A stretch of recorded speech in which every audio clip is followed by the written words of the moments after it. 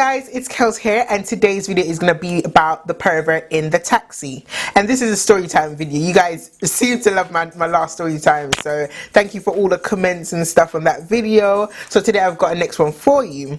So this one is about the pervert on the taxi. So it was a morning of school. I was kind of late for school and I had to get like the first taxi that comes. The first taxi that came, normally my mum will come to like the bus stop with me in the morning, but this morning she probably was busy or something. She couldn't follow me to the bus stop. So stood at the bus stop now, my taxi came. And then it's like the guy that I always take in the mornings, so he didn't want to leave me. So his taxi was full up. It's got like 4 people at the back, and then it's got like 1 lady in the front plus the driver. I was on like the left hand side, and the taxi driver was like, he stopped for me and he's like, come in the taxi, because obviously some guy is gonna come off the taxi in a couple stops.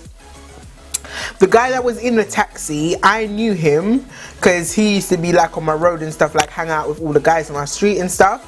And so I thought, oh, okay, cool, because he was like a teacher of some sort. I don't know, he apparently was a teacher. So I'm thinking, okay, it's a big respectable man, so it's fine.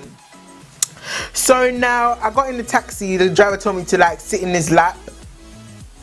I went, I sat in his lap. I was in my uniform and everything because obviously I was going to school. So I sat on his lap now. It was a guy that I knew, sort of thing. I spoke to him like a couple times. It's not going to be like a sit down conversation sort of thing, but obviously I knew him. So I was like, alright then, cool. Went in the taxi now, sat down on his lap because he's going to come off in a couple stops. Sat in there now on his lap. Taxi man drove off, driving. Probably about 5-10 minutes into the driving, I think his friend was in there as well. I can't remember what friend it was, but he had a friend in the taxi as well sitting beside him. So I'm sitting there now. Mind you, I was in my uniform, and mind you, he knew how old I was, and I was sitting in his lap now. All I could feel was my man grinding and whining. I was like, what the hell are you doing? Like, what are you doing? Then he's like, whisper in my ears, you know a long one do this? I was like, the fuck? What are you doing? Like, stop it. And then he kept on doing it. He's like, you know a long one do it?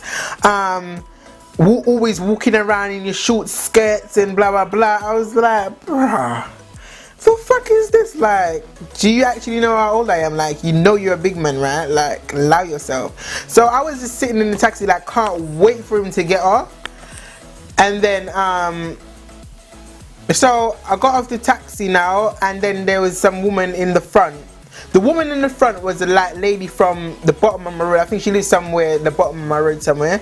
So obviously she knew my mum, and probably she heard me saying like, what are you doing, da da da. But meantime, I was saying that him and his friend was like proper kiki and like laughing. I'm like, what the fuck are you laughing about? Like, how is this funny? Like, you're old, like you're probably like 6 years older than me, and you know this because I'm in high school. Like, what are you doing? And you're a grown ass man meant to be a teacher. I was like, ugh. Anyways, yeah, so he got off, and then I reached my stop and whatever. I went to school, whatever, day was fine. Then when I went home now, somehow my mum found out. I don't know how she found out, if it was a taxi guy that told her, because they're friends as well. The taxi guy that told her, or the lady in the front. But I didn't want to tell my mum sort of thing, because I didn't want her to like get mad, because I know my mum will go really mental and stuff, like probably go to his yard and find him and shit.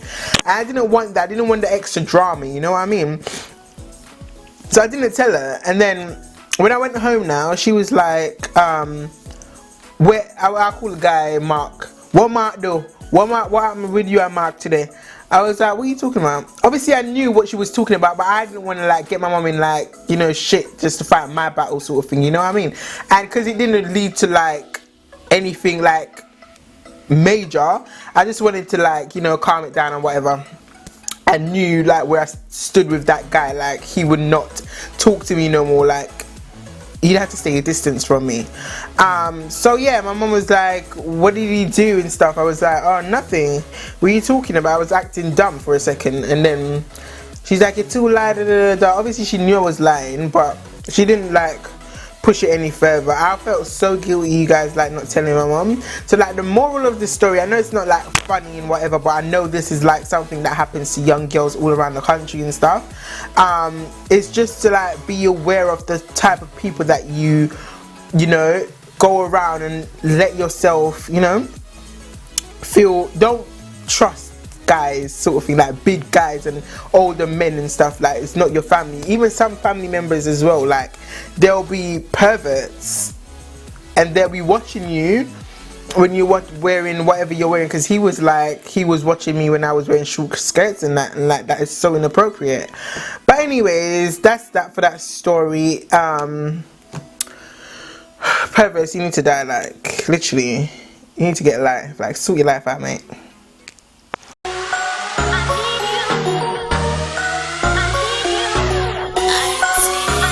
We poppin' like